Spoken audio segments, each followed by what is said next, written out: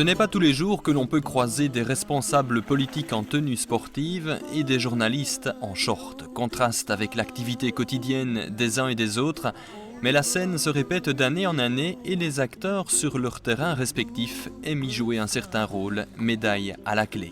Bienvenue aux Olympiades internationales des médias. Le principal objectif, c'est la rencontre, c'est l'échange d'informations, c'est l'échange de culture et c'est aussi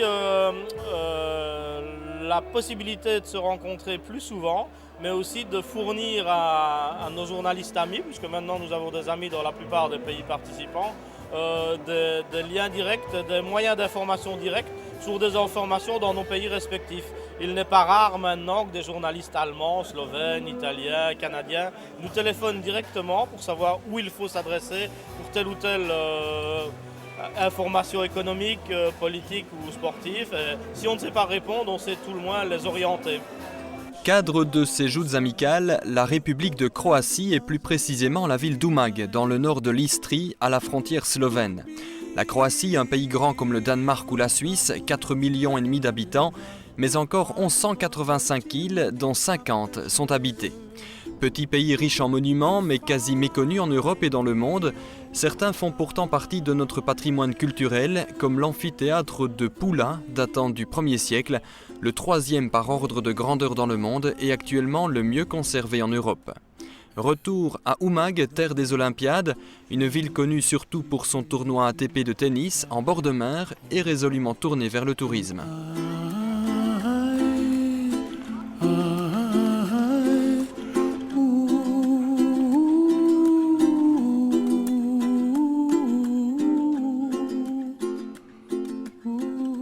Organisée à la hâte suite au désistement de la Slovénie à 3 mois de l'événement, l'édition 2004 des OIM a rassemblé 250 participants. Belges et liégeois en très grande majorité, mais aussi français, bulgares, roumains ou québécois. Des journalistes et des responsables politiques réunis dans des joutes sportives pour le meilleur et pour le rire. Pour les hommes, je ne dirais pas politiques en ce qui me concerne, mais les hommes publics, il y a un rapport évidemment qui est un rapport professionnel. Je crois que ça se fait dans ce cadre-ci d'une manière beaucoup plus conviviale et finalement plus porteuse et plus riche, à la fois pour les hommes publics et pour les médias, tout en respectant les rôles de chacun évidemment, ça c'est clair. Et moi j'y ai toujours trouvé beaucoup d'amitié, beaucoup de convivialité. Première dans l'histoire des Jeux, la présence d'un ministre du gouvernement wallon et de la communauté française, Michel Dardenne, venu saluer le gouverneur Paul Bolland pour qu'il s'agissait d'une de ses toutes dernières missions. Les Olympiades internationales des médias, soutenues financièrement par la province de Liège, ont aussi reçu le coup de pouce de la région wallonne. L'organisation prend de l'ampleur et susciterait même les convoitises. J'observe avec satisfaction que de plus en plus de communes, villes, provinces s'intéressent également aux choses et c'est dès lors une forme de partenariat entre les communes, les provinces et la région. C'est pourquoi nous sommes présents et nous voulons apporter notre modeste pierre à l'édifice. On veut bien reconnaître que la province de Liège a joué un rôle très déterminant là-dedans.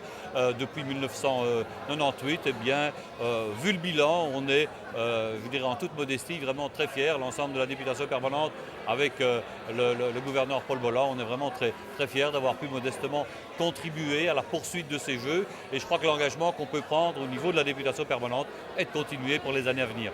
Une bonne dose de sport et une pointe d'amusement, comme par enchantement, la recette séduit les participants qui, autour des terrains de tennis ou de beach volley, nouent les contacts nécessaires. Il n'est pas rare qu'entre collègues, on se refile certains tuyaux dès le retour au pays. La rencontre entre collègues belges et étrangers est d'ailleurs inscrite dans les statuts des Olympiades internationales des médias. On apprend à connaître davantage nos confrères et collègues belges en dehors du cadre de travail, mais aussi c'est l'occasion de découvrir d'autres cultures et de rencontrer des confrères étrangers. Je pense notamment aux Roumains, aux Français ou encore aux Québécois que j'ai rencontrés là-bas et que j'ai pu revoir notamment lors de reportages à l'étranger. Ce fut le cas à Bucarest, mais également au Québec.